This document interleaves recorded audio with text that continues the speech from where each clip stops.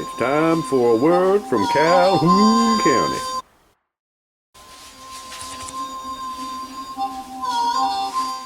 Hey, it's old Uncle Heck here. That's what they call me. Hezekiah's real name. They just call me Cousin Heck. Heck Calhoune. If anybody ever needs any advice, I say, go to heck. Sometimes they misunderstand what they're saying. But anyhow, you come back for some more stories, did you? Knew you would. Anyway, old Charlie one time, he did a lot of things, old Charlie did. He still does a lot of things. He used to run some dozers and track loaders and all kinds of stuff. He had a few of them. He used to have this big old dozer. Don't know the exact size of it. Thing weighed about 12 tons. And old Charlie, one time he was working at a fellow's place. He would do some land clearing, you know. He would clean out fence rows and whatnot. Charlie would go around. He would leave that dozer at various places, and there's this one farm real close to the highway, and he had his dozer there, and he was going to do some cleaning up around there. And this fella was coming up the highway in his he had a big old truck, and he was running one of these kind of little carnival things, you know. And but it was kind of an upper scale carnival type deal, because he actually had some real wild animals. He had a lion and a tiger and a bear, and of all things, he had himself an elephant, a for sure enough elephant. And his truck was breaking down. There was something wrong with it, and he pulled off the highway. And of course, Charlie happened to be coming by and seen him on the side of the road there. Said, "What's going on?" He said, "Well, my truck's broke down. I need such and such, I think." But Charlie said, "Look, I'm just heading up here to work. Pull on up there, get yourself off the side of the road," because he'd pulled off the highway, but he was on the county road here. So they took him to the farm, and they figured it would take him a little while to get the parts. Charlie said he would be good enough to take him around to get the parts, but they couldn't very well leave the animals sitting in the heat. It was June, late June.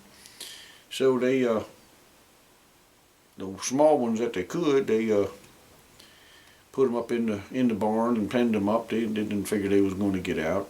But that old elephant, they couldn't leave him in the barn. But he had one of them shackles on one of his hind legs with a chain on it. And Charlie's dozer was sitting underneath this big old oak tree down there, and it was in the shade. Charlie said, "Look, we can just chain him to the back of my dozer. And it should be nice and cool under the tree. We ain't gonna be gone long. About 45 minutes. I know there's a place up the road here that carries these parts." So they made a couple phone calls, and the place said, "Sure enough." Yeah, of course, they didn't have no cell phones. They went up and used the house phone up there where this fellow lived. And yeah, come on up, we got the parts you need. So they went on up there, and the guy was kind of worried. Said, "I don't like leaving this elephant there, you know. How long is it going to take?" "Oh, it'll only take about half an hour, maybe 40 minutes at the most." So they get going up the road there, and of course things took a little longer than you expected to. It was about 45 minutes by the time they got up there. They went on in there and finally got there, and the man was worried about the elephant. It was a hot day, and he knew the sun was moving across the sky, and he didn't want the poor elephant to be uncomfortable in the sun. So they wanted to hurry and get back. But as luck would have it, the parts they had was for a little bit newer truck than that, and it wouldn't fit on this old one. And so they said, "But our other store, let me call them." So they called them. They were up just below a big city up there on the top of the beltway. And run on up there. They said they got them. said, well, how long is that going to take? It'll only take you about half hour, 45 minutes. All right, so they jump in the truck and they run on up there as fast as they can. And time is going on. The sun's moving across the sky. And that fella's worried about his elephant. So this other place, they had a couple of the parts. Yeah, they would have raised one. There's one more that he needed that they didn't have. And the fella called around. There was an auto parts store. There was an old mom and pop thing. And he went down there and they had the last piece. They jumped in the truck and come on back. But it wasn't a 45-minute trip. This was rush hour almost by that time, and traffic was heavy, and they got back. They had been going like 5 hours on this run. This man was worried sick about his elephant. When they pulled up in the yard there, the man jumped out, Charlie jumped out, and they ran to the top of the little ridge there and looked down, and didn't take them long to realize that the shade was not the only thing that was no longer under that tree. There was no elephant and no bulldozer either under that tree. Well, they were just stupefied for a minute or two, just stood there trying to take it in, and they went on down there and looked around a little bit, and they said, well, there was enough of a trail there that they didn't exactly need Tonto as a guide to lead them. This was a big enough trail for them to follow. They couldn't figure that somebody steal the elephant and the bulldozer, or what in the world happened. They didn't know. They looked over there where the nice fence was that was in between the farmyard and the corn field. There was about a 16-foot wide gap there now where there hadn't been one before. And going through the cornfield, there was a nice new little very level dirt road running right straight through the cornfield, straight to the back of the farm. Whew! So adrenaline was running pretty high. They just jog on back there and see what they could see. Well, when they came over the little rise, they looked, and what did their wondering eyes should appear but an elephant and a bulldozer just happily lounging in the farm pond.